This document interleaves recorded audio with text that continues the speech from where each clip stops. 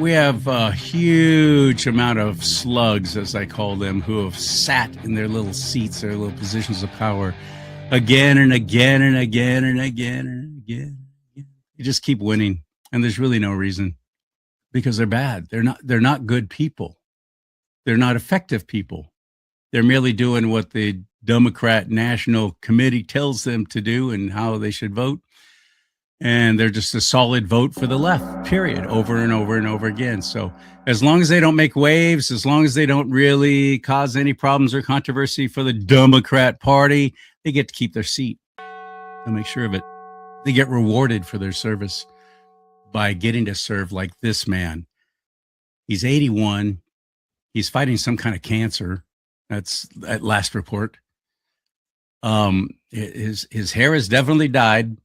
And his name is John Garamendi. And he's a congressman out of the San Fransicko Bay Area, in the East Bay, they call it. He's been in office since the 80s. And now that this coming November, there's an actual real challenger to his seat, who's a Republican, the only Republican running in that race. Several Democrats are running against John Garamendi. John Garamendi doesn't go on CNN.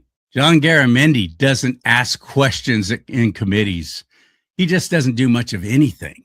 He's just a solid little left vote who looks good and has nice hair. So people in the San Fransicko Bay Area keep electing him over and over and over for decades. Well, now that he's running and he actually has a Republican challenger, RUDY RECILE is his name. He's a friend of mine. And I'm a delegate with the California Republican Party because of RUDY RECILE. He asked me to be one of his delegates.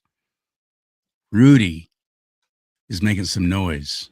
RUDY is making some inroads, and people are paying attention because there's actually a Republican running against John Garamendi. John Garamendi, who's 81 years old. Get out.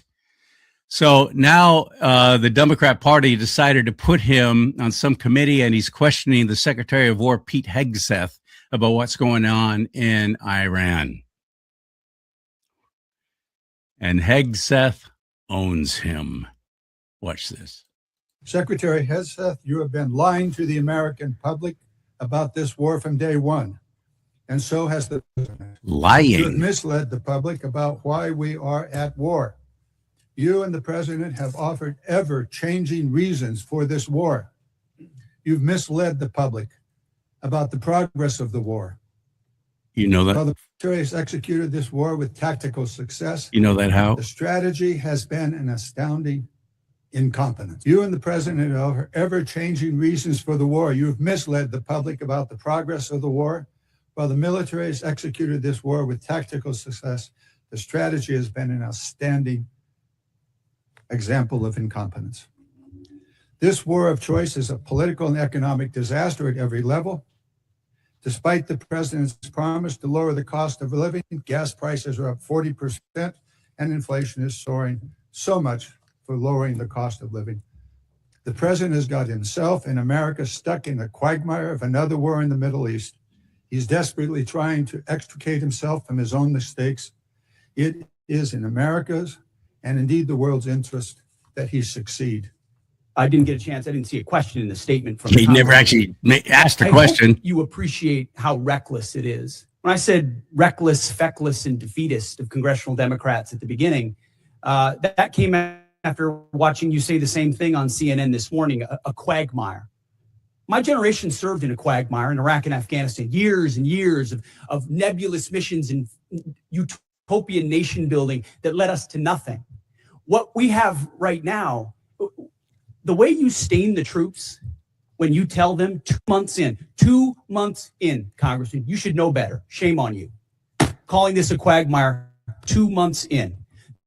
The effort, what they've undertaken, what they've succeeded, the success on the battlefield to create strategic opportunities, the courage of a president to confront a nuclear Iran, and you call it a quagmire, handing propaganda to our enemies. Shame on you for that statement. And statements like that are reckless to our troops. Don't say I support the troops on one hand, and then a 2-month mission is a quagmire. That's a false equivalation. Who are you cheering for here? Who are you pulling for? Our troops are doing incredible work. They've done incredible things. for the entirety of this mission and achieved incredible battlefield successes. And you sit there and go on TV for your clickbait about quagmires. It undermines the mission. Your hatred for President Trump blinds you to the truth of the success of this mission and the historic stakes that the president is addressing, which the American people support. Iran's been at war with us for 47 years. You want to talk about a forever war? For 2 months, this president has stared them down. He's going to get a better deal than anyone ever has and ensure that Iran never has a nuclear weapon.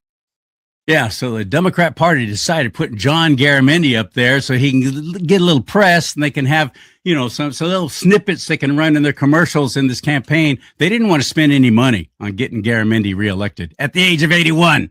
They didn't want to spend any money because it's always been a given. But now here comes Rudy RECILE.